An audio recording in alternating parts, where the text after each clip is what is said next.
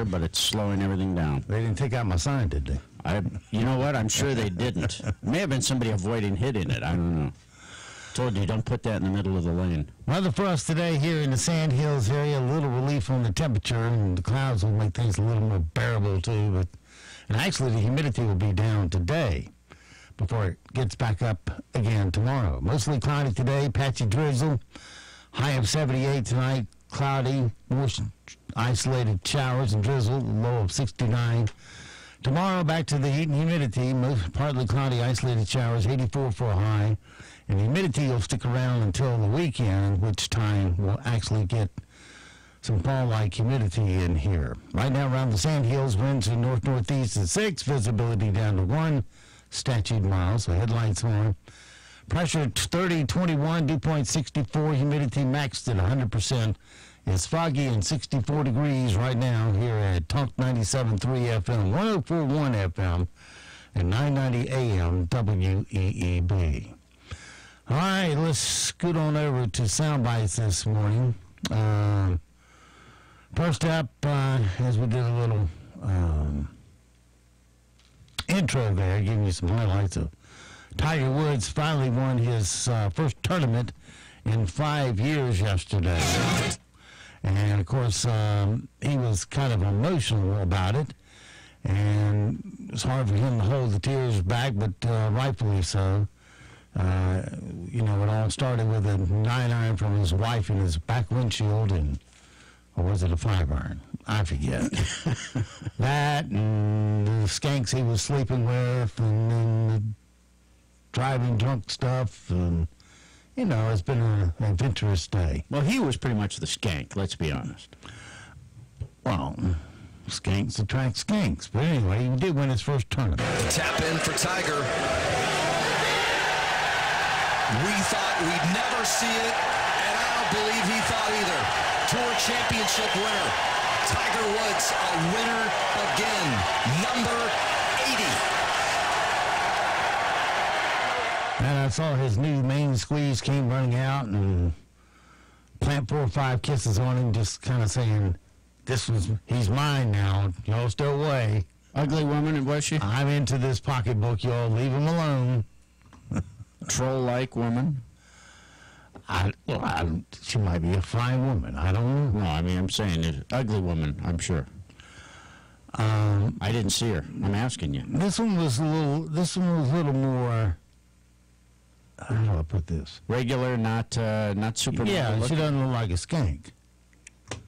Does that make sense? Well, you're not saying that his first wife looked like a skank. His first wife was very attractive, nice, looked like the kind of woman you like to bring home to your parents. Yeah. Then he got into all the money grubbers. Yeah. After that, you know, the ones that charge. Oh, I don't think they're. Women wouldn't charge for. Anyway, they just didn't look like the kind you want to drag home to mom.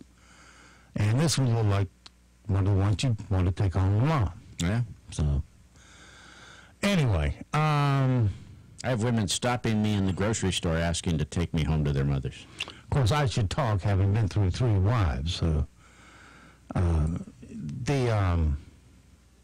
my father explained it to me, and I really didn't understand it until I had gone through 3 wives, that there's a difference between a woman and a wife.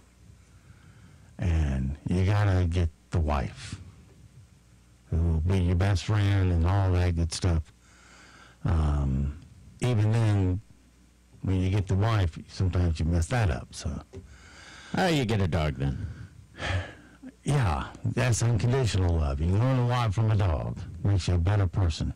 Then maybe you can get a wife. But I don't know. It'd be hard for anyone to match up to my dogs and their unconditional love.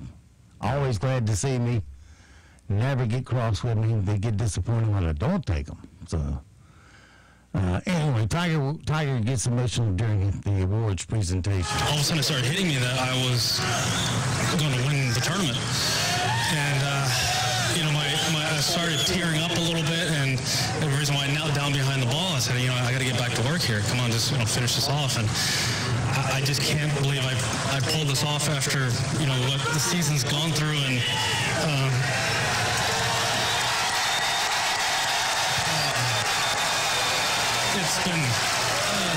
it's been tough. You know, I've had not so easy the last couple of years, and I've worked my way back, and I couldn't have done it without the help of, you know, everyone around me, and some of those close, like some of the players that I saw after there on 18th green here. You know, someone knew what I was struggling with, and it was really special to see them there, and it's just hard to believe I've won the tour championship.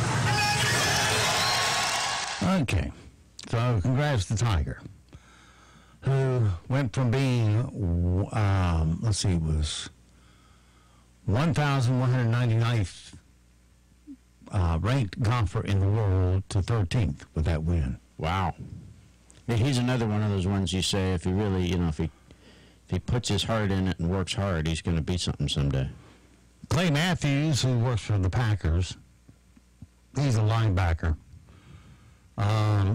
got a roughing the passer call on him at his game yesterday with the Redskins. I don't talk much about the NFL except to help put them down a little more until they get their act straight. Of course, these NFL players, they have a rule that you must stand for the national anthem, but then they shelve the rule because it's hurting people's feelings. And they're an emotional way, and they must protest. And then they have this little pansy rule where if you tackle a quarterback, you can't come down on him with your full body weight. But when you rush in on a quarterback, and you are hitting him head on because he still got the ball. And that's the name of the game, put the ball on the ground. Yep. And you rack him in a bear hug, and down you go together. You get a flag thrown at you for tackling him. You know, in the roughing the passer call, a roughing the quarterback call. And Clay is saying, rightfully so, you know, it's a stupid rule, and it's just turning them all into pansies out. Well, obviously, I don't agree with it again. And of course, you know, like I said last week, the NFL's going to come back, so I put my body on him. You know, but that's a football play. I hit him from the front, got my head across, wrapped up. I've never heard of anybody tackling somebody without any hands. Unfortunately, this league's going in a direction that I think a lot of people don't like. You know, I think they're getting soft. And, you know, the only thing hard about this league is the fines that they levy down on guys like me who play the game hard. Yeah, I mean, you just put him in a bear hug, down you go. But if you picked him up and, you know, took a lot of momentum and slammed him into the ground, that's a different ball game. Mm-hmm. That would be roughing the quarterback. But just to grab him in the bear hug to get him to the ground, I don't think you should be called for that. Not like he had his knee in his gut as he went down or something. Call the offensive line for not protecting their quarterback. How's that? Yeah. Right done. Let's see. All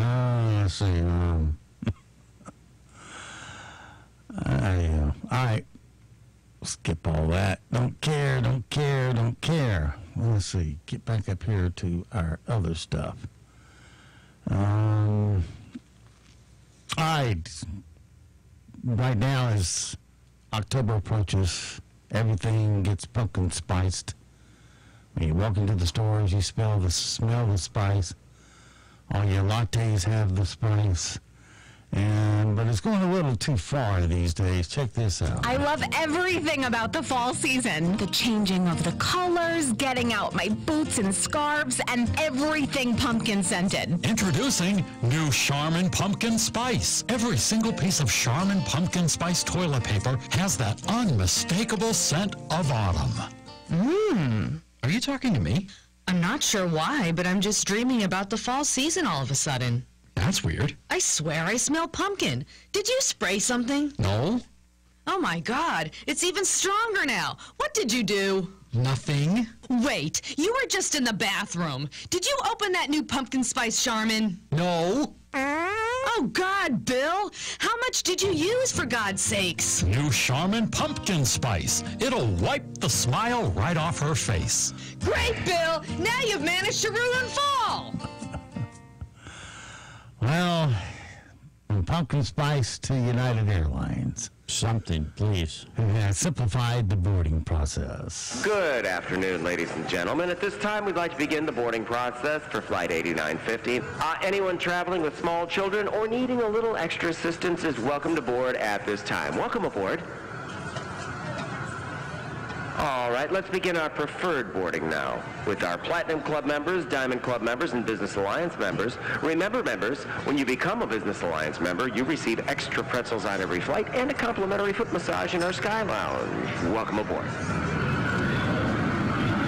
All right, continuing our preferred boarding now with our Gold status members who only have one blue eye, Left-handed Mileage Club members, and uncircumcised dividend travelers. You are now welcome to board. Welcome aboard.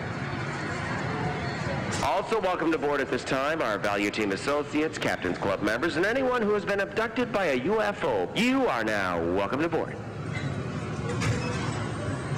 And finishing up our preferred boarding now with Elite Status Ninjas, members of the Illuminati, and parents traveling with children who have seen a Bigfoot in the wild. You are now welcome to board. All right, moving on to our general boarding now. We'll go by group numbers that you'll find assigned to you on your boarding pass. Okay, that's kind of how it is today in the airport, huh? Kind of. All right, the good news story this morning, 75-year-old guy named Terry Lauderman volunteers with cats at a shelter near his house in Wisconsin, and he went viral recently because the other volunteers kept posting pictures of him falling asleep with the cats. The great news is that the shelter is now raking in tens of thousands of dollars in new donations. Lauderman doesn't sleep on the job just because he's old. He cuts down trees at his day job before he comes and volunteers at the shelter. Do you want to know how much you raised for the cats? I would love to know. $16,154. $16,000 plus? Yeah, and a lot of it was in $1 donations and $5 donations. So just saying that if all these 400,000 people who viewed this post could donate $1 or $5, really made a difference. They all listened to you. Yeah, I could never believe that so much money would be raised by a simple picture, and I thank you very much because all the kiddies here appreciate money that's donated for their benefit. There you go. A guy in New Jersey, well, at the Jersey Shore, filmed a raccoon climbing up the side of a 9-story building, then jumping off. It landed in the sand, then it got up and walked away. Now, a kid named Austin Lingen talked to the local news about it, and his commentary, well, it's pretty good for his age. There's a raccoon up there. And I'm like, what is with Mother Nature? And it kept on going, like it was some kind of raccoon Spider-Man. At the end part, it looked like he just jumped off on purpose. I thought, what an idiot. He just ran off.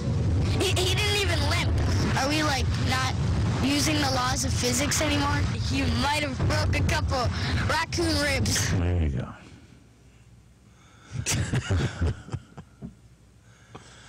Yeah, I have not seen the video. But you remember that old Elvis movie, what was it, Acapulco, where he jumped off the side of a cliff into the cove? Well, I don't remember that movie, but sure, I mean, we've all seen the cliff diver. And he played the high cliff diver. Did his own stunts, I'm sure. No, this is raccoon diving. Oh. Climb 9-story buildings, and you jump off the side, and you have a sand hill to land on. Now, if he hit that hill on the downslope, that's probably how he survived that fall. Maybe, or maybe just the terminal velocity of raccoon, something that weight is not enough to really damage a raccoon. Because I was painting the side of a house one time, and I was doing something stupid. This is a long time ago. I had a ladder on the ladder. Yeah. And the rung broke, and 30 feet backwards I go, and I hit the side of a clay slope and just slid to safety. Well, you got lucky. Yeah, I was lucky. Didn't hurt a thing. Scared the out of me, but didn't hurt anything. Yeah, when we're young is when we do stuff like that. I didn't finish my story. Next day, I'm on the second rung of a small ladder, and it sinks in the dirt, and I fall sideways and crack 3 ribs, with my elbow getting jammed in my ribs. So, second rung versus 30 feet. Go figure. A woman in Colorado returned her freezer to Costco for a new one and lost $35,000 in cash. That was a costly return. And she says she was storing inside it. She has multiple sclerosis, so she could only go to the bank once in a while to deposit the cash from her business. I couldn't believe it wasn't there. My assumption is I had about $35,000 in there. It was everything. The financial strain has devastated me, and because I'm so sick, I don't have any way to recover it. It was a safe place to put it in case there was a fire. I thought my daughter had grabbed it. She thought I had grabbed it. Then when I went to look for it to put it back, it wasn't there. It's 1,000 reasons why I couldn't get to the bank. I wasn't physically able to. Well, they didn't put it in the freezer. And kind of what you expect. The right person would have given it back, but you don't always have that. A woman in Michigan took her daughter's phone away as punishment, and the police arrested her for theft. Apparently, her ex-husband called the police and reported it stolen out of spite. The charges were dropped, but not before the case went all the way to trial. I would like answers on why it got so far, how it got to this far, where this happened within my home. I was disciplining my child, and then I'm being the one handcuffed. He had told me that he was going to arrest me, and I asked him if I could turn myself in on that Monday by myself. I had a new baby. She wasn't taking a bottle yet. I was in a holding cell 2 hours. I was mortified. I was embarrassed. I believe the prosecutor knew the whole time. It wasn't easy. It was an easy question to have answered. All right, and a guy in Wisconsin stole a bunch of liquor from the supermarket and then led cops on a car chase and eventually abandoned his car and tried to get away on foot.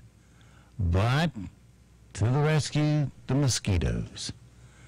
The mosquitoes were so bad that he came out and surrendered. This is the store manager, Kevin Harvey, and the police chief, Thomas Donbrook. He took 3 bottles of Jägermeister. There he is taking the Patron. And he continued straight, doing about 50 miles an hour in a 30 zone.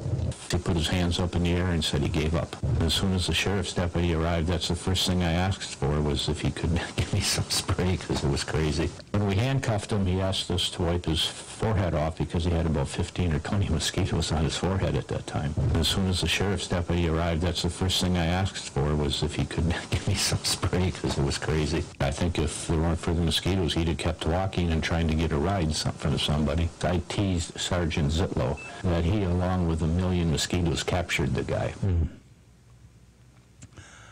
All righty. Well, if you're going to run from the police, I guess you better not find a swamp to run through. Gee, mosquitoes suck. You know, they have this program on ABC called Castaways. You ever seen that one? I don't think so. Basically, they drop a dozen people on. They got some remote islands somewhere, and like 4 or 5 different, 6 different islands. And is this a current show? Yeah, as far as I know. No, I haven't seen it. Anyway, I'm watching it off the Fire Stick, and premise of the show is they drop everybody in a different spot, but they can walk around and run into each other and group up if they want to or not, or so forth and so on. And they each packed a bag, but the bag were set out in different places. So you might find someone else's bag and not your bag. And not to take a whole lot of time setting this up, but the point was, they put little survival devices out there like nets here and there, and they put some shelter out there that may need a little repair, and some machetes and some fishing gear and so forth to spread out. It's not like you stumble upon Navarra here. It's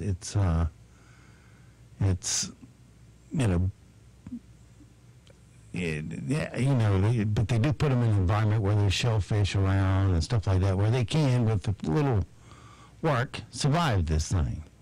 It's not like Naked and Afraid, where they find the most mosquito-infested place on God's green earth and dump you in there and let you starve for 21 days.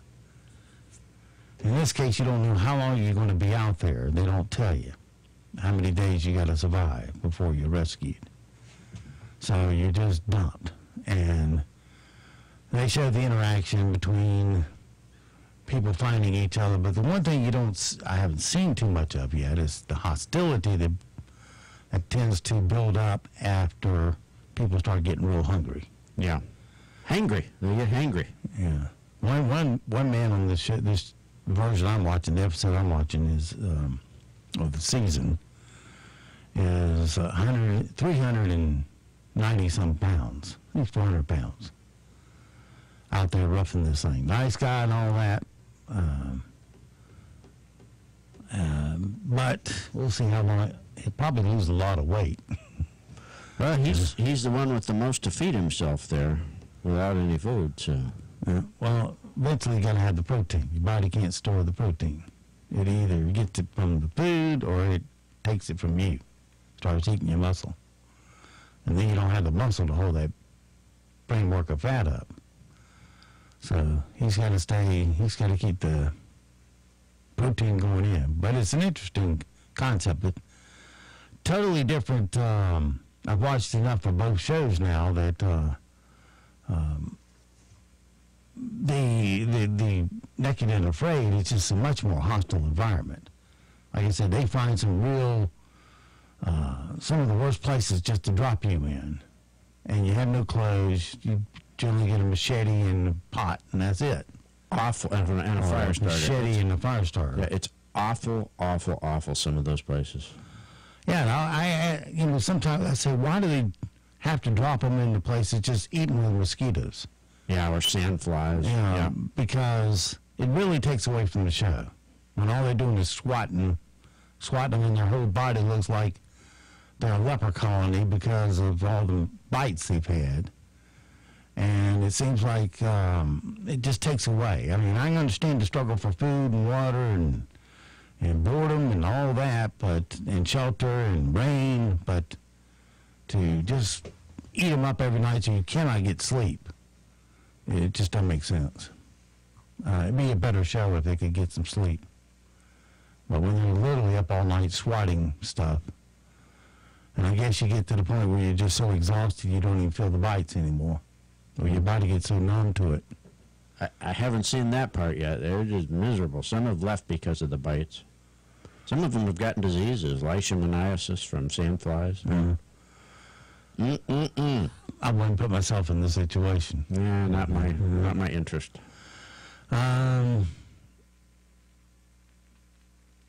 Did I play that one? I don't know. But anyway.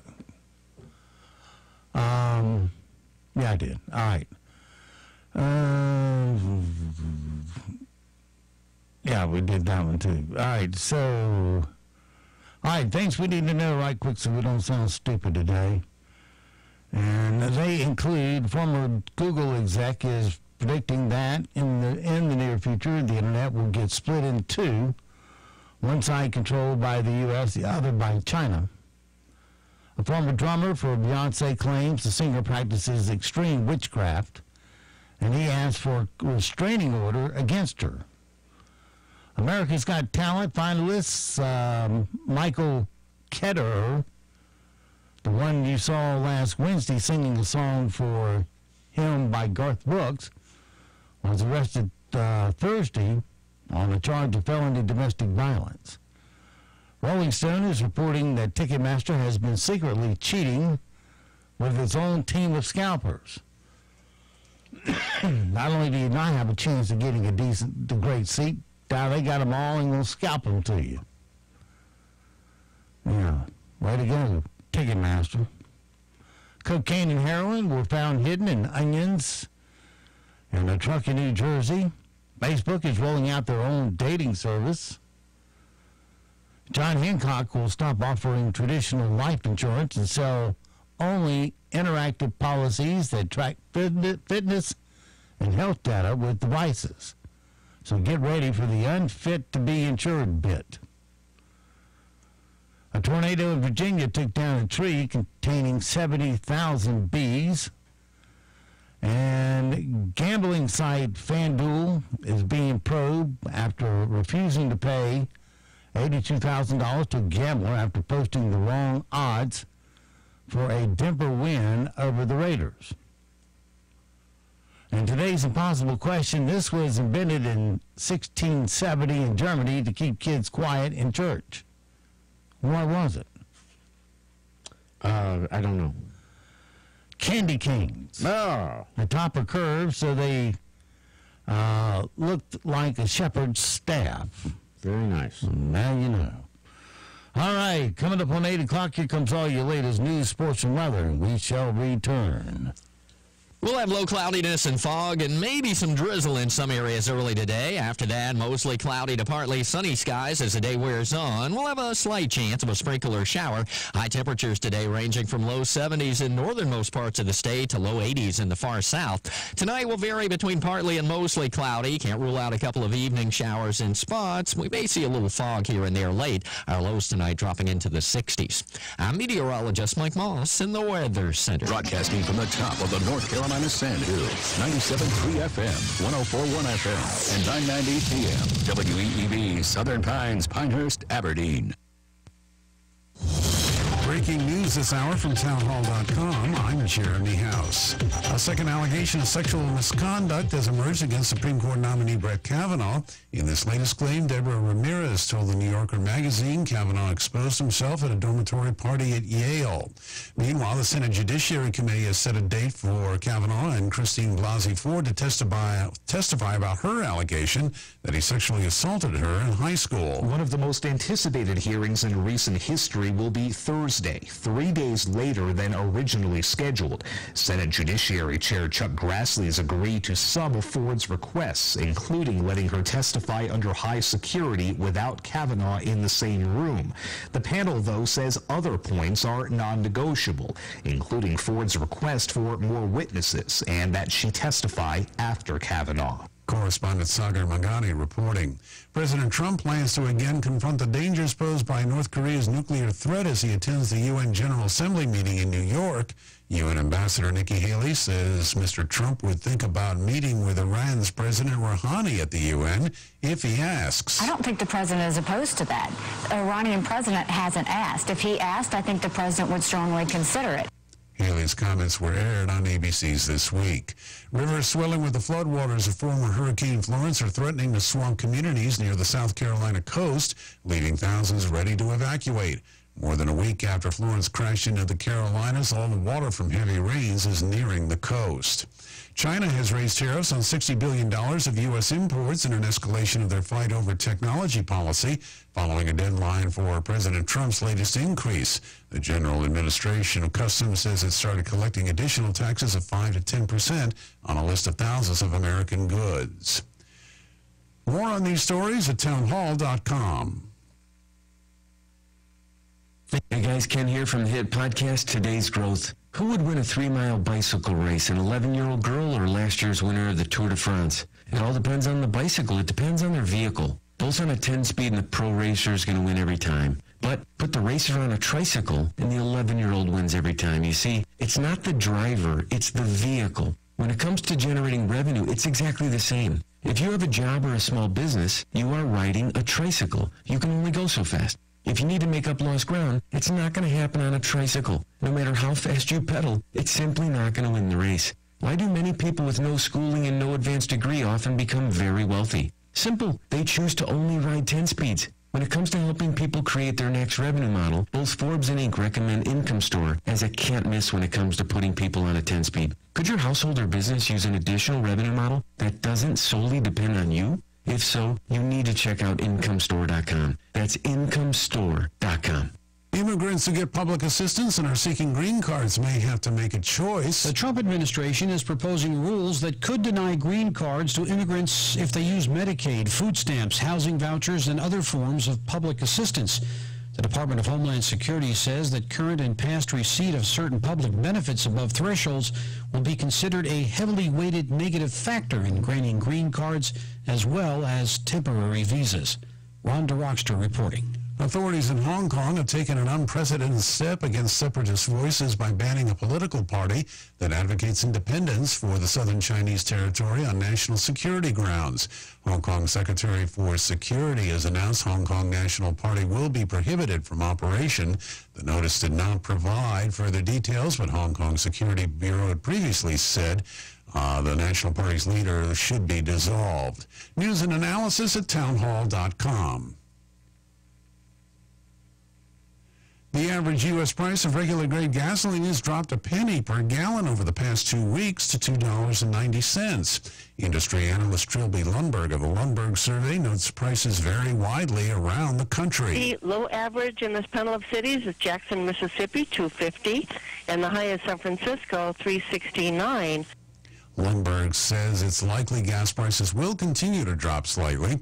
The average diesel fuel price is $3.24, up a penny per gallon from 2 weeks ago. The Maldives Election Commission says provisional results show opposition candidate Ibrahim Mohamed Soleh winning Sunday's presidential election. The results show 89.2% voter turnout. Commission spokesman Ahmed Akram says the final results will be released within the 7-day window the parties have to challenge the results in court. Solely declared victory early Monday. Yamin has not conceded the race. More on these stories at Town.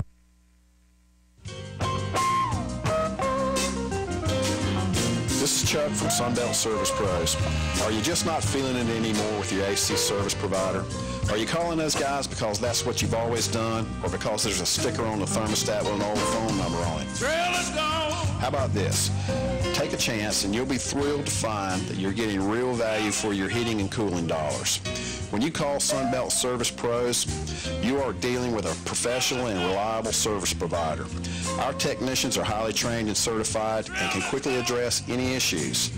Our customers find our technicians and office staff courteous, friendly, and professional throughout the whole process. We're doing something right here. You need to check us out. Find out what you've been missing and call us today. Sunbelt Service Pros at 910-944-2044 or go online to sunbeltservicepros.com.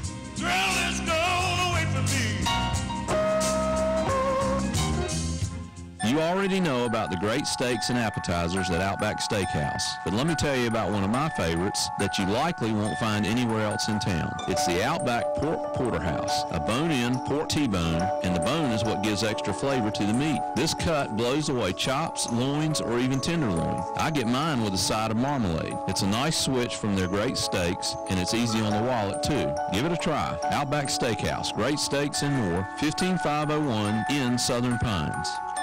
NCN News. I'm Mike Riley. Volunteers have set up shop at the North Carolina State Fairgrounds in Raleigh to care for hundreds of animals that have been rescued from Hurricane Florence. I'm Jim Krasula. The North Carolina State Fairgrounds has become a giant doggy daycare. Trish Whittick is among the many volunteers caring for dogs whose owners' homes have been affected by floodwaters. There's just people that realize that for many folks, a four-legged companion is everything to them.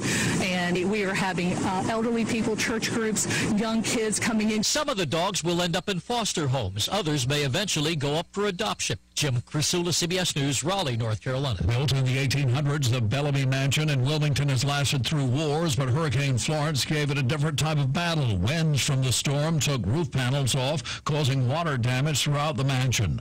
Site manager Bob Black. It's very endearing. I mean, my heart is just growing. It's just amazing to see the help and the people that come out. The FBI has joined the search for a 6-year-old boy with autism who went missing at a park in Gastonia Saturday afternoon. Gastonia police provided a missing child poster with a tip line number in the search for missing 6-year-old Maddox Rich, who disappeared Saturday at Rankin Lake Park in Gastonia. FBI Special Agent Jason Kaplan is in charge of the case. I think it's safe to say that when we go into investigations or into searches like this, we always keep that possibility open, and that's part of the reason why we're so careful about the information that goes out. We don't want anything to be negatively affect anything that may happen in the future. He's talking about a possible abduction. Christine Blasey Ford's sister-in-law is coming to her defense. Sandra Ford Mendler says she believes Christine's sexual assault accusations against Supreme Court nominee Brett Kavanaugh says did not seek the limelight. I found out about it when everybody else did, so I think it was always her intention that it would stay private. You're listening to NCN News. Well, after some low clouds and fog and maybe drizzle in spots early today, will vary between mostly cloudy and partly sunny later on with a slender chance of a sprinkle or shower. Highs will range from low 70s north to low 80s south. And tonight we may see an evening shower in spots, otherwise partly to mostly cloudy, perhaps some fog late with lows in the 60s. We'll run a little warmer Tuesday with a mix of clouds and sun, a small chance of a shower or storm, mainly over the coastal plain. Highs tomorrow about 81 to 86. I'm Mike Moss in the Weather Center. Right now here in the Sand Hills area, we're looking at foggy conditions, 64 degrees, humidity maxed at 100%, dew point 64, pressure is 30-21, winds north-northeast to 5, visibility at 1 statute miles. The headlights on this morning. It is 8:09. Let's take a look at your Sand Hills news for this Monday morning. Sad news to report. Samantha Davis, 17, a senior at Union Pines High School, collapsed while running in Charlotte on Saturday morning and passed away shortly after midnight. The community has rallied around her family with prayers and warm memories of a girl described as kind and sweet, with an infectious smile and an enthusiastic spirit for everything she undertook. Ms. Davis was also a member of the Union Pines Marching Band and was running in the Hare and Hounds Invitational, a cross-country event, when she suffered what may have been a seizure during at the 4K mark. She was taken to Navant Presbyterian Medical Center, according to her family, where she suffered cardiac arrest. Her parents, John and Rebecca Davis, own Wildbird's Unlimited store in Southern Pines and formerly owned Rita's Italian Ice franchise in Aberdeen. They're also clients of ours, and our heartfelt condolences go out to the family. 2 suspects have been arrested in connection with a break-in entering of a home in West End and the theft of an automobile. The sheriff's office received a report September 14th from a concerned resident about a suspicious person in the West End area. When deputies arrived to investigate, they found Terry Roser Bowie and Crystal Brianne Tripp at the residence. The deputies determined that Bowie and Tripp had previously entered the residence in another location and stole property there. Bowie was also in possession of a vehicle that had been stolen from the Carthage area. Bowie, 33 of Bass, charged with all that and put under a $20,000 bond. Tripp, 32 of Carthage, put under a $15,000 secured bond. That's your latest Sand Hills news this morning. But stand by. Here comes your latest in sports right here on Talk 97.3 FM, 104.1 FM, and 990 AM WEEB. It's 8:11. NCN Sports, I'm Josh Zach. The Panthers ran all over the Bengals yesterday. Christian McCaffrey had a career-best 184 yards. Cam Newton scored twice on his feet. He threw 2 more touchdowns in the air, and Carolina beat the Bengals 31-21. Panthers defensive end F.A. Obata had a sack, interception, and 2 quarterback pressures in his first NFL game. Obata is an amazing story. Nigerian-born, he was the victim of human trafficking as a child. He never played a down of college football in America. Ron Rivera, after the game, presented Obata with a game ball. And then Cam Newton talked about the defensive end in his post-game comments. The opportunity knocked on his door, and he opened it smiling. He's very intellectual, super smart, practices extremely hard, and for him to kind of be a developmental player, you know, not having the big university, so to speak, trying to see, you know, how to go about being a professional athlete, and to see him have a day like today, man, the sky's the limit for him. The final moments of yesterday's Tour Championship was amazing as Tiger Woods delivered the perfect ending of his comeback from 4 back surgeries. He won the tournament by 2 strokes Sunday for his 80th Tour win and first in 5 years. These were the moments on NBC Sports as it played out when Tiger Woods and Rory McIlroy were walking up to the green. Thousands of fans crowded around them like they were the Beatles. So Tiger comes down to this huge throng which lines the 18th green at Eastlake. Thousands behind him come down the hill. And have we ever seen anything like this in golf? Look at this scene. The tap in for Tiger. We thought we'd never see it, and I don't believe he thought either. Tiger Woods, a winner again, number 80. Justin Rose also a big winner at Eastlake Sunday, taking the FedEx Cup and the $10 million first prize. Let's look at sports. I'm Josh and Zach. I'm working 2 jobs, and my husband works too. My kids go to school with your kids. I sit next to you at PTA meetings. We live right next door. We've been neighbors for years. You know my family and me pretty well, but here's one thing you don't know. I'm 1 out of every 6 Americans, and my family is struggling with hunger. Like you, we believe in this country. What's hard to believe is in the land of milk and honey, how many hardworking Americans have to choose between paying bills and feeding their families. This is a problem with a solution. Please visit feedingamerica.org today and find your local food bank for ways to help. Every dollar you donate helps provide 7 meals for those around you quietly struggling with hunger. Together, we're Feeding America. Brought to you by Feeding America and the Ad Council. All law enforcement is understaffed. We could never afford to hire enough police officers or enough deputy sheriffs to really keep us safe from all crimes. And that's why you've got to use this precious resource in a way that makes sense. Hello, I'm John Zumwalt, and I'd like to tell you about a couple of things that Steve Adams will change if he's elected sheriff. How would you like to live in or be involved in an accident in the more secluded part of the county and then call 911 only to be told it would be 20 or 30 minutes before a deputy could get there? And then to find out that instead of patrolling your area, they were tied up in a random checkpoint somewhere near the traffic circle. Steve Adams won't allow his deputies to participate in these traffic tie-ups. He will put the deputies where you need them, patrolling, using them to protect and respond to calls rather than tying traffic up somewhere. That's not the only reason I support Steve Adams for sheriff. Did you know he's pledged he will operate the animal shelter as a 100% no-kill shelter? Let me tell you what that means. It means that animals will not be killed just to make room for others. The only ones who will be euthanized will be animals who are too sick to survive. Well, Steve has a plan for this, and it involves a lot of volunteers who he's already lined up. That's not the current policy.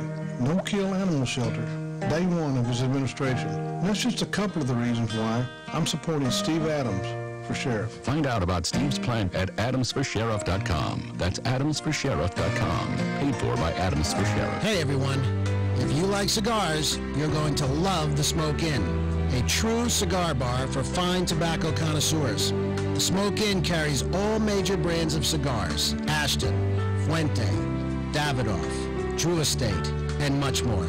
We also offer a full bar with wine, beer, and spirits. Open 7 days a week from 10 a.m. to 8 p.m., Monday through Saturday, and 11 to 6 p.m. on Sundays. The Smoke Inn has smoking inside or out on our beautiful, luxurious deck. Located on US 1 in Southern Pines, right next door to Golf Augusta, you need to check out our website at smokeinnc.com. Then come try us out. Also coming soon is a full-size 500 square foot walk-in humidor. Make this your private smoker's getaway, where we have big screen TVs, big deals, and great attitudes. Hey, it's Keith again from Sweet Dreams Mattresses and More in Southern Pines, your exclusive spring air dealer. Whether you need a guest bed for summer guests, a second home, or for a kid going off to college this fall, you need the affordable dependability of the Sweet Dreams exclusive spring air mattress. Come in today and save up to $550 on spring air mattress sets available in firm, plush, or pillow top, and all sizes are in stock. Twin, full, queen, king, and even twin long. And service members get free delivery and an additional discount too. We will even donate your old mattress to a family in need. Sweet Dreams Mattresses and More. Better sleep, sweeter dreams. Hello, I'm John Zumwalt, and you're in the Zumwalt Zone. Okay, out loud. Who do you think of when you think of the most evil person that's existed in the last 100 years? I'm guessing a lot of you probably picked Adolf Hitler. He was evil. He wasn't just bad. He was what I call demon evil. The guy was responsible for the murder of millions of people. And not just the murder, but horrid experiments performed on people, all kinds of other deviant behavior. And why?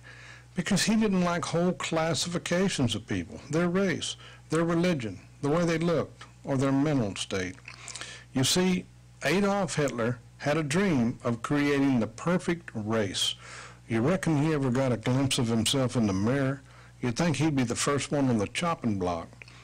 The most amazing thing about this whole affair is that Adolf Hitler was able to convince a whole group of people to go along with his murderous plans.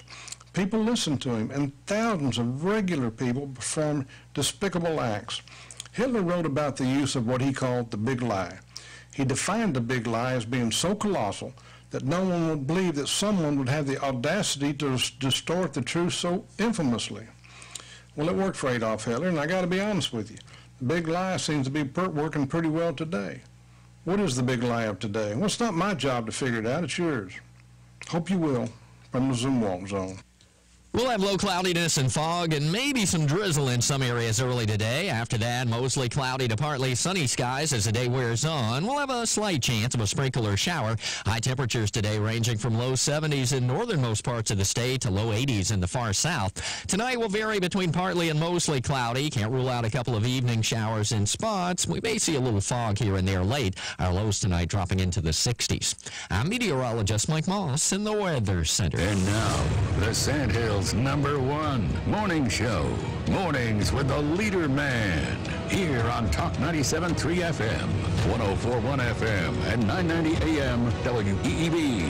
And heard and seen around the world at talk973.com. The best part of waking up is waking up with us. Oh no! Oh no! Oh no! The weekend is over. Good morning, everyone. Morning. What are you so happy about? It's Monday. Okay, so it's Monday.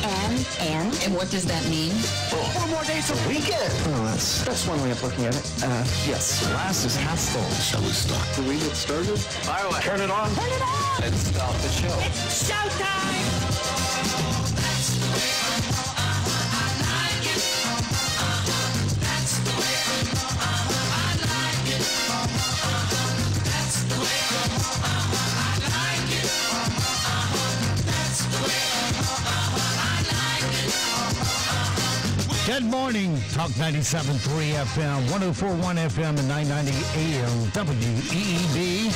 Welcome back to the most listened to program in all of the Sandhills. It is time once again for Mornings with the Leader Man. I am Steve Leader Adams, and don't forget, of course, we are being heard and seen around the world on our live video stream. That's available to you at talk973.com. Top middle of the page is the link. If you're just on your mobile device, well, you're not carved out. You can watch too with your YouTube app. Just put Mornings with the Leader Man all one word into the search. If you're on your mobile device just needing audio, we suggest the TuneIn or iTunes platforms. They both work. Many others do too.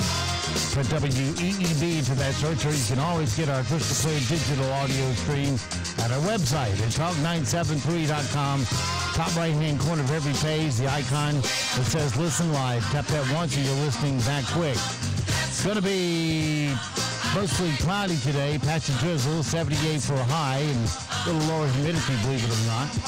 And tonight, mostly cloudy, isolated showers, low of 69, and tomorrow, partly cloudy, more isolated showers, high of 84 with more heat and humidity pumped back in here tomorrow.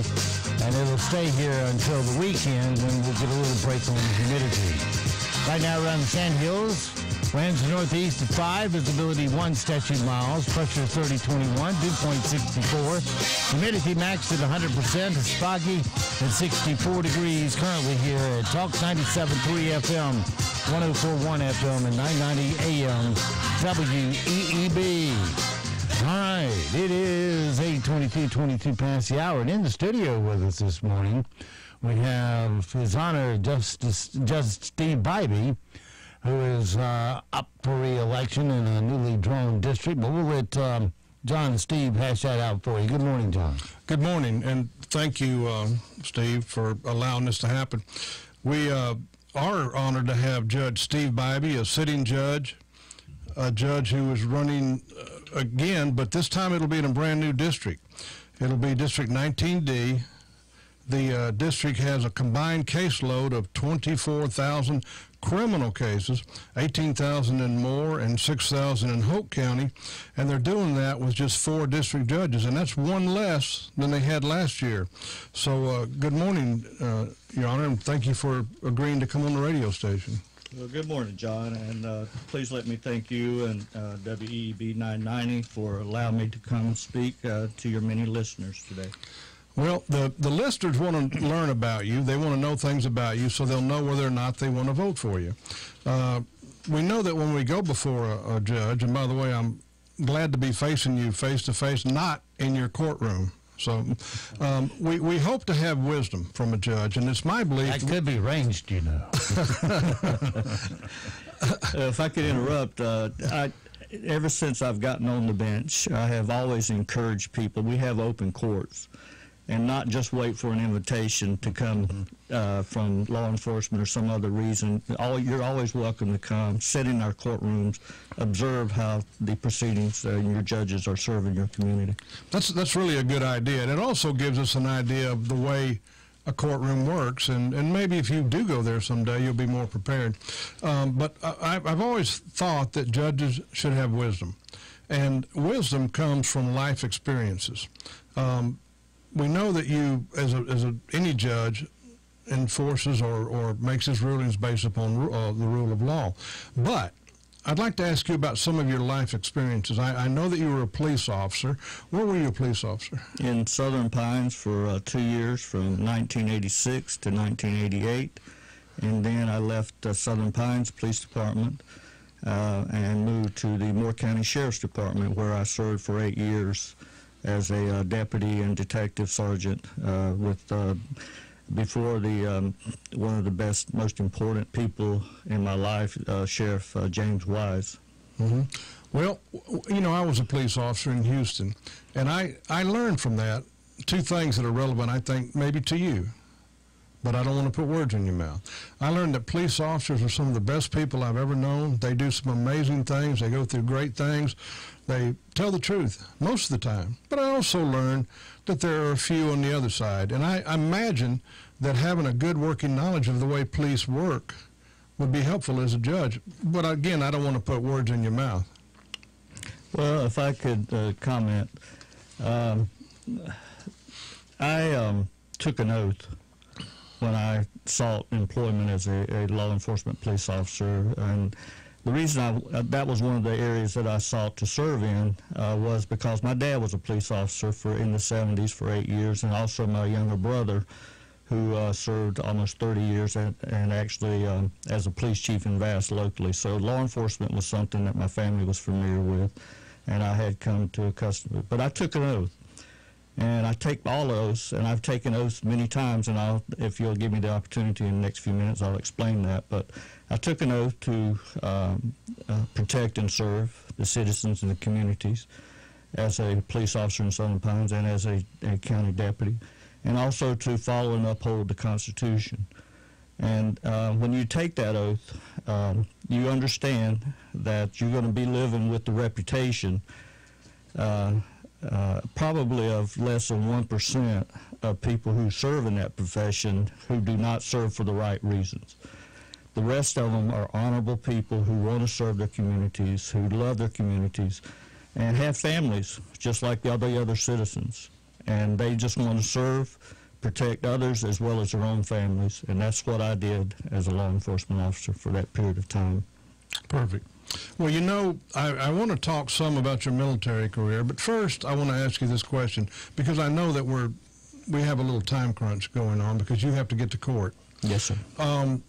And I know if there's anyone listening that's on their way to court, you probably want me to detain him, but I can't do that. Okay. I am, like most right-thinking Americans, an advocate for the rule of law. And I know that on your handouts it says rule of law, and I totally believe that we are lost if we vary from the rule of law. What do you have to say about when you have someone come before you who is either someone that is very, very sympathetic to you, or rather sympathetic in your eyes, or let's go the other way, someone who comes in dressed in a very inappropriately and is rude to you? Tell me how that would affect your ruling because you like or dislike someone? Yeah, I'm a human being, and all judges are human beings just like anyone else. We have feelings. But our careers in the profession, the legal profession, and particularly we're guided by certain judicial standards commissions and canons that dictate while you're a sitting judge, your behavior and demeanor and the things that you should consider to being fair and impartial. But, you know, when someone walks in my courtroom, I'm sitting there as a referee, giving each person an opportunity to come in and present their side of whatever the case may be, whether it's a criminal or a family or domestic or any other actions. Their appearances and things, other than I would ask them as the regular general decorum of individuals should be respectful of the court setting, whether they have the respect for the judge that's on the bench or not, they should be respectful of the court setting. And so when they come in, I don't care, you know, really what they're wearing, as long as they don't offend. It's just obviously being offensive. And I don't care, you know, their race, their gender, their ideological, political beliefs, or anything else. I'm just trying to sit there as a fair and impartial judge to allow each side to present their sides to me. And then as a district court judge, we not only sit as a judge, we also are the trier of fact, and we also have to be a juror, as many private citizens are when they go to Superior Court for jury duty. That's where we come into our life's experiences, our common sense, to make the final judgment or verdict or ruling in the case that's before me.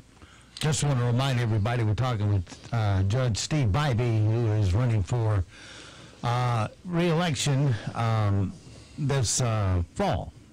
Go ahead, Judge. This is a very, very military-loving town. We love our military. Can you tell us, do you have any military experience? Have you been in the military? Yes, I do. And if I could kind of venture off of that question, but I will answer that question. John, I have the citizens of Moore County. I presented my adult life story to them in 2013 and 14 when I actually first sought their consideration, their trust for me to serve as a district court judge on their behalf. And they granted me that opportunity. And my life story at that time was very simple, and it was very open, and it was the truth in 2013, and it's still today. And basically, the first thing that I've always told everyone in my life is that without reservation, that I proclaim that without reservation, my faith and belief in God, and that I'm a born-again Christian, accepting Jesus Christ as my Savior. I try and pray daily for God's guidance, divine guidance, and to do things and make the decisions which are pleasing unto God and doing His will. And I seek His forgiveness at times where I fail. And this comes from my background as a family, my family farm. My parents were devout Christians. My dad served as a deacon. My mom served 60 years as secretary-treasurer. And the reason I bring this up is that's where my character and my moral values came from in my upbringing. And they instilled in us. And I remember Dad telling me one time, he said, son, when you're born, anyone's born in this world, they don't bring anything into this world. You're given a name. And that name is what you do and carries you through your life here on this earth. And the way you live your life will determine the way people view the person that's attached to that name, the character and the reputation of that name. And when you leave, you will not take that with you. That will be the only thing that you leave in this world. And so that's guided me. So out of high school, I took an oath and joined the military. I went in the Air Force. Let me interrupt you just for a second before we get to the military part. I share your values as a Christian, and I unashamedly proclaim that. But for the people who are listening, who may not know you or me, we are not proclaiming perfection. We're claiming our commitment to our faith to do the very best we can, but we're not infallible.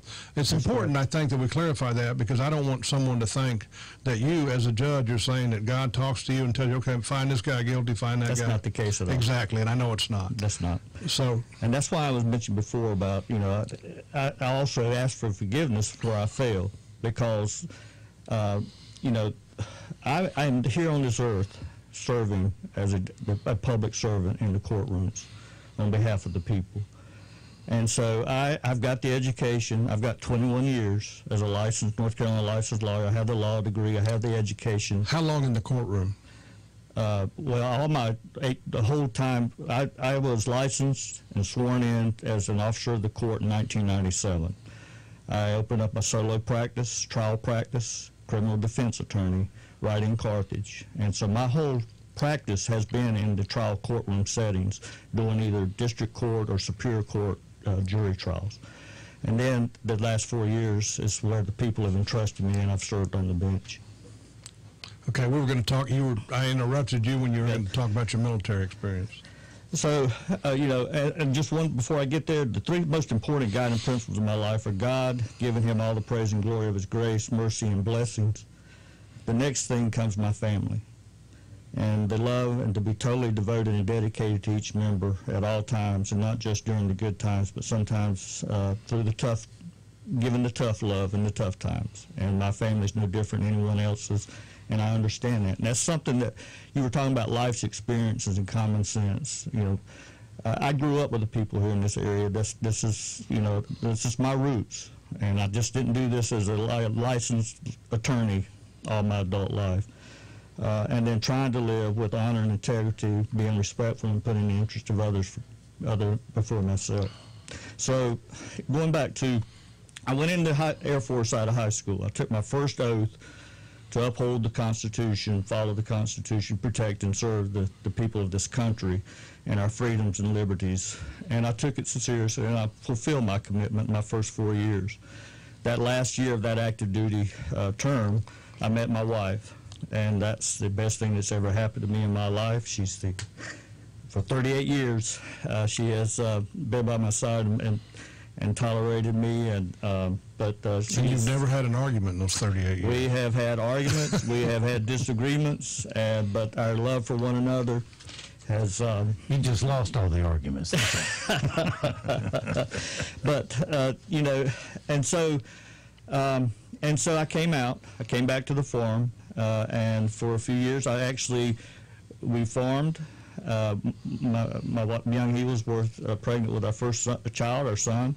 And so I took on a night job. I worked with J.P. Stevens down on Highway 5, working third shift and second shift, driving a pole lift, pulling carpet out, and working the cut order. And so we did things like that. Just as I've indicated before, my dad had taught me and instilled, you do what you have to do to provide for the needs of all. He not only farmed, but he did the police officer's work just as I had done. And so I went into the Air Force, took the oath. I came out. I got in the reserve program in 1983, and then I took another oath at that time. And then that's what led to the law enforcement career. Ultimately, I became first sergeant in the reserve program, Air Force Reserves. My unit was activated in 1990-91 during the first Desert Shield, Desert Storm Iraq War. I served at Pope as a first sergeant, and then when we were deactivated that year, I had finished my higher education, and I'll go into that, and then I got a commission as a second lieutenant. And I ultimately retired in the military as a captain in 2000. I want to get on back to the court and not specific rulings on your part at all. I know that sometimes we read in the newspaper, and then the talk around the community is that so-and-so got much less of a sentence than they should have. I also know that these things are set by law. Sometimes a judge or a prosecutor or even a jury suffers because they can't give a longer sentence. Now, do you write these laws, Your Honor, or do other judges write these laws, or what are you bound by when you sentence someone? Can you give them as long as you want? Well, we have, no. And there's different criteria, but the bottom line is the U.S. Constitution and our North Carolina constitutions dictate, and those come from the common law, which was based on the 2025 Magna Carta of Judge King John. And those are based on moral values and the Christian faith as to we developed our moral laws and things that govern the way we lived. There's also statutory laws which come from your General Assembly. And those are things that guide specifically not only the elements of crimes or types of matters that are before the court, but also the punishments that can be, and it gives you a range, depending on whether it's a felony or a misdemeanor or an infraction, what types of punishment or what type of judgments can be entered against an individual. And but those are written by the legislature. Those are, the statutories come from the legislature, that's correct.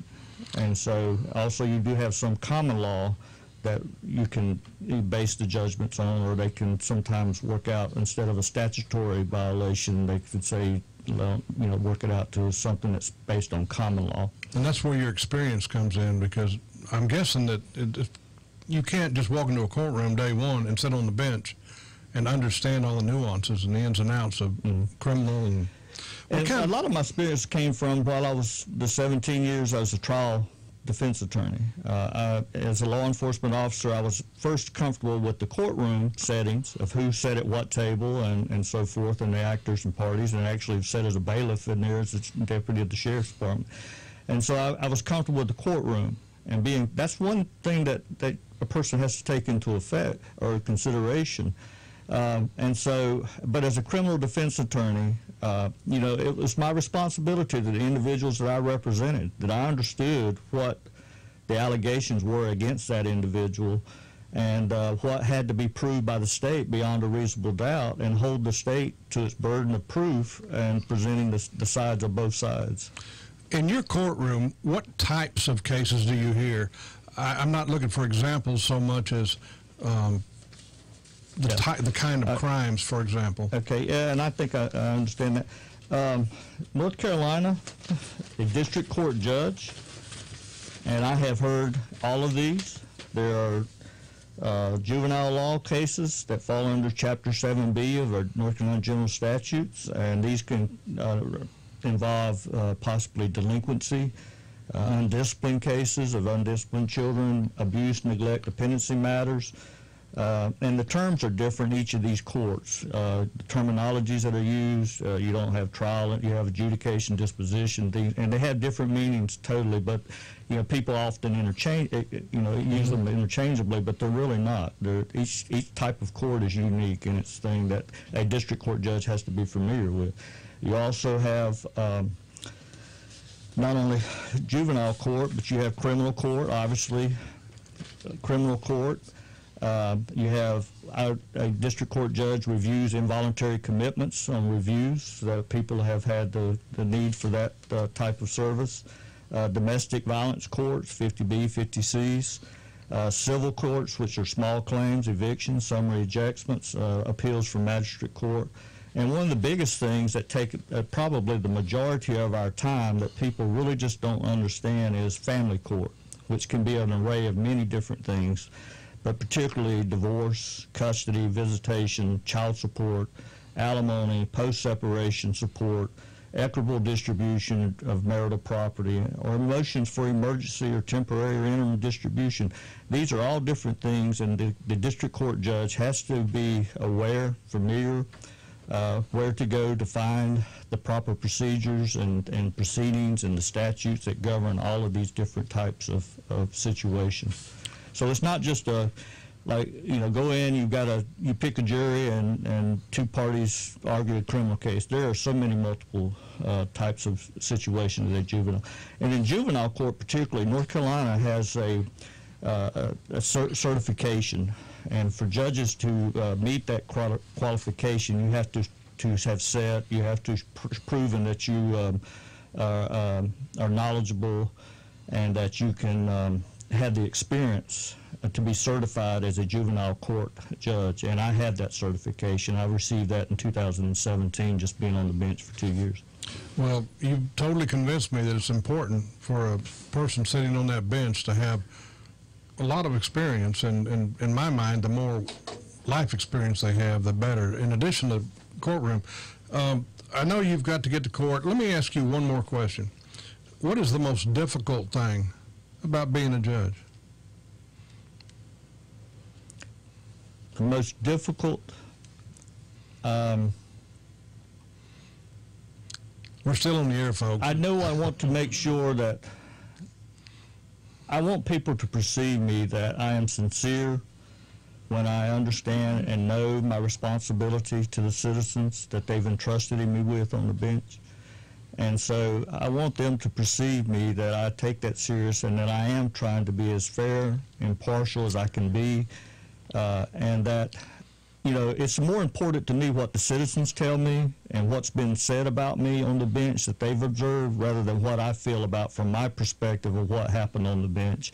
And just, if I can, just a quick couple of points on that is, when I first got on the bench, I had a trial in Montgomery County, and I was not aware at the time of the trial, but I heard the trial, heard the case, ruled on the case, and then subsequently after that, I received notice that an article had been written about me by the Montgomery Herald, and that you know, I found the article, looked at it, and it was encountered, judge uses common sense, and you know, that was telling me as a new judge on the bench that I was probably serving as I should be. But the one that really sticks out in my mind was recently I received a letter from the Aberdeen Primary School doctor, and I have not asked her permission, but I'm assuming that she sent this to me, so she doesn't mind. But the card from Dr. Molly Capps, and if I could just briefly read this to me tells me that people are listening and watching me, and I'm aware of that. It says, "Dear Judge Bybee,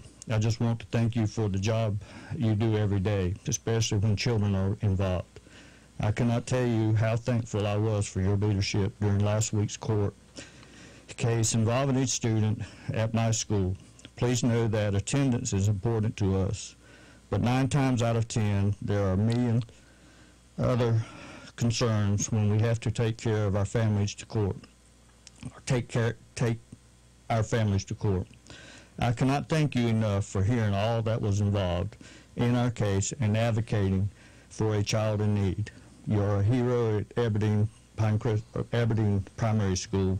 Please come by if you are ever in town. Many thanks, Molly." Excellent. And this is a response, and this is what I ask people to do. Let me know. Your Honor, since you delayed, I want to delay one more time by asking you this. What do you have a number or an email address that people can get a hold of you if they would like for you to come by and either as a sitting judge or as a candidate to speak to a group or shake hands or come to a dinner, whatever? We have a judicial assistant, Jennifer Kennedy, and our number there is, and I don't call it quite often, to be honest, I get it on speed dial, but I think it's 910-722-5012, I believe is her number. Could you say it one more time? 910-722-5012. But if not, you can contact the clerk, Miss Susan Hicks, and they have all the numbers of the judicial assistants. One last thing I'd like to mention. I have actually had a first grade class, and I offered this and made it available to them that if they wanted to bring the class to my court for a mock court system. And so they did that last year.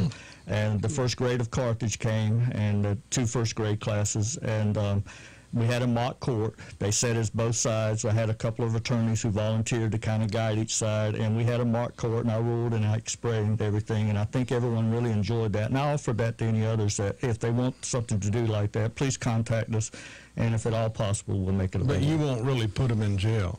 This was just a civil matter. I think the decision was whether to have more recess time or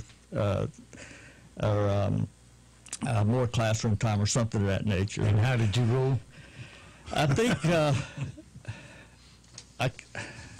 Or recess, I really man. don't know. And you mentioned how do you rule? Again, I focus on what's before me, and when I really don't remember a lot of times. Just like I said, these matters. I don't take them personally. I try and do the best I can to be as fair as I can. I explain why I do if an opportunity is there and it avails itself. But I don't take it home. I was just wondering who won the case. That's all. I do put my head on my pillow at night, though, and ask God, have I done things and made the decisions that are pleasing to Him? And that's what really guides me and makes me rest at peace at night. Well, like Steve said, recess meant something completely different then when you were with those kids. All right, anybody who's going to be in court today, and the judge is late, you can thank me for that, John Zumwalt and Steve Leader Adams. Thank you, Your Honor, for coming by. Thank you. And I'm good talking with you. Go up and do more of the people's work in Carthage. All right. Thank you. All right, it is 8:48, 48 past the hour. Speaking of bad people, guys, let's head out and get some ourselves. You little dog! What we've got here is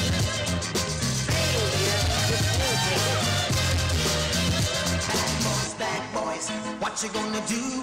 What you gonna do when they come for you? Bad boys, what you gonna do? What you gonna do when they come for you? When you were... All right, my friends, it's time once again. Head across the floor. Open up our closet doors and style the dude John Wayne after we suck that big breath of air in and let our big hairy chest stick out. And look at all 30 of our Liberty safes. And today we're going to go to Liberty safe number 3. Haven't been here in forever. And open that bad boy up. And we let Matt reach in and pick out a weapon of choice this morning. 3 is a colonial version. So I'm going to go with one that we've done before a few times, and that is a Bursa Thunder 380. It's a little concealed carry model, black. Everything is smooth. You see how smooth everything is? The sights aren't sticking up or anything, so you don't get hang-ups. It is chambered in 380. All right, well, we'll throw that into the holster, pin on our badge, grab 5 cans of some whoop ass, and we'll head out the door now. Relentless pursuit of stupid criminal news. Stupid criminal news number 1 this morning. As Breaking Bad inspired a whole generation of science teachers to moonlight in the drug dealing business, there's a 48-year-old science teacher at John Lindsay Wildcat Academy in the Bronx named Kevin Pope. And back in June, apparently, he decided to get into the drug game, so he went to the best connection he could find, his students.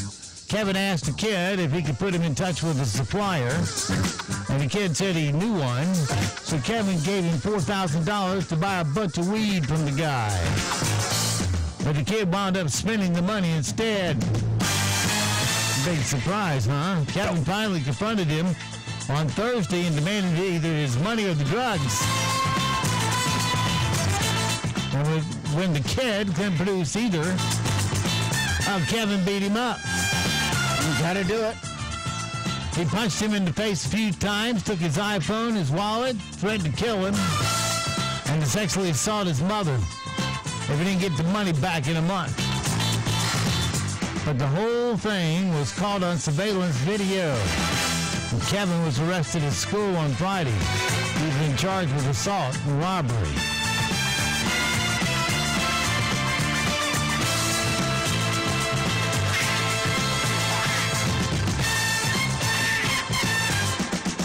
Stupid criminal news number 2. I'm pretty sure you could order one of every single thing on the Taco Bell menu and not spend $60. Just keep that in mind.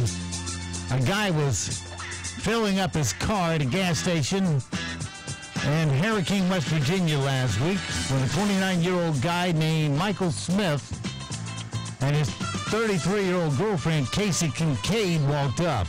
And they offered the guy drugs, money, and some favors for a ride to Charleston, West Virginia, which was about 25 miles away. But for some reason, the guy turned him down, even if the deal was sweet. So they did the next best thing. They pulled a gun on him. They forced the guy to drive them to an ATM and cleaned out his account. Then they made him drive them to a Taco Bell where they proceeded to order $60 worth of food. Well, while they were distracted ordering that much Taco Bell, the guy managed to run away. He told the Taco Bell manager that what had happened. They called 911. The police came and arrested Michael and Casey while they were still waiting for their food. They've both been charged with kidnapping and robbery and assault. And my friends, it's your stupid criminal news for this Monday. All right, just can't make this stuff up sometimes. It is 8:52 now past the hour. And it's time once again for everybody's favorite game of the day. And now it's time for Yes! Yes! Yes! Yes! Yes! Or BS. All right, time for a little yes or BS. This is where we'll give Matt a statement. He'll tell us simply why, yes, it's totally true. Or, no, it's total BS. The topic is fall, which officially started on Saturday. I thought it started Friday night. Well, first day of fall. Oh. We just got a little, well, we haven't even felt it around here. So anyway, here are just questions about fall. The Earth is 12% farther away from the sun on the first day of fall than on the first day of summer. That would be total BS. It is BS. The seasons don't change because of how close we are to the sun. It has to do with how the Earth is tilted in relation to the sun. A tree that loses its leaves in the fall is called a deciduous tree. That is true. Yep, examples of non-deciduous trees are pine trees and palm trees.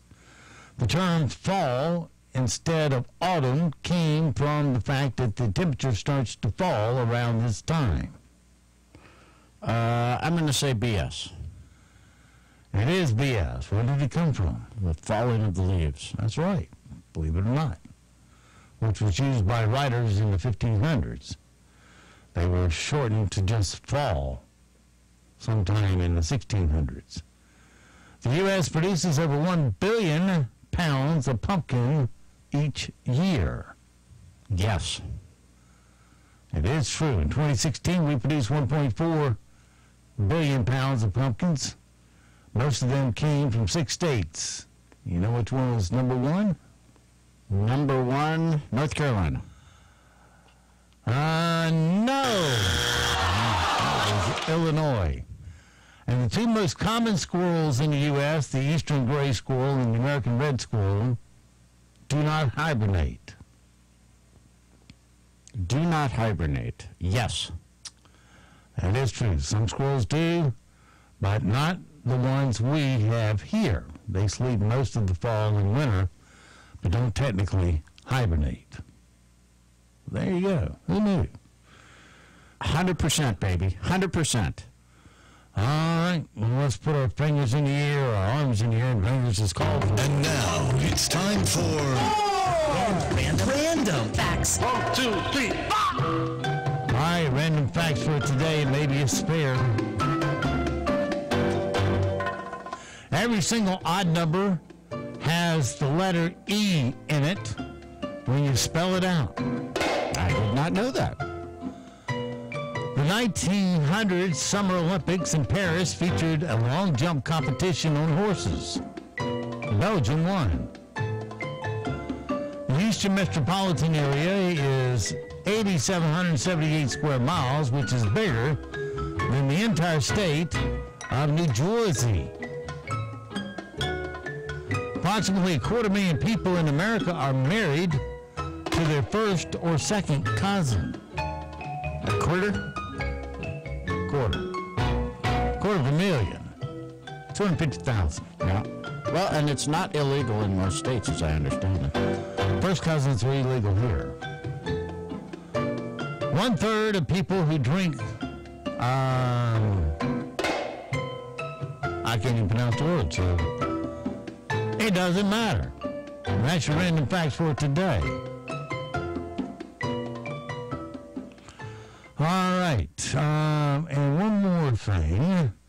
The best part of getting in a relationship is that you can finally stop watching what you eat so carefully and going to the gym so much. The second part is love and companionship. According to a new survey, approximately 4 out of 5 people gain, quote, love weight when they get in a serious relationship. And here are the reasons why. You eat out more, adopting a less attractive lifestyle, staying home to eat and drink, exercising less and spending more time together. Less attractive or less active? Active. Okay. Did I say attractive? Yeah. Trying new foods and restaurants as a couple, starting a family, less motivation to keep your physique, and last but not least, take more Ubers or taxis instead of walking. All right, so it goes for this Monday. Have yourself a great, safe day. We'll see you back bright and early tomorrow, 7 to 9, for a titillating Tuesday. Until then, be sure to support all the mom and pops here on our airways because they are the backbone of our economy here in North County. Your money will stay here, roll over, and create jobs. And don't forget, millions of Americans have fought and have died to give and protect the freedoms that you get to enjoy today. Live today worthy of their and their family's sacrifice. I'm Steve Leader Adamson, the Leader Man, and Nick and Colt the Dog. We'll all see you at 2 o'clock this afternoon at the dog park. And I'm Mad Horsey with a quote from W. Clement Stone. If you are truly thankful, what will you do? You share. I will see you tonight at Philly and Colts at 5:30, where we will hear from the NRA ILA, and we will be back tomorrow at 7 o'clock for Mornings with the Leader Man.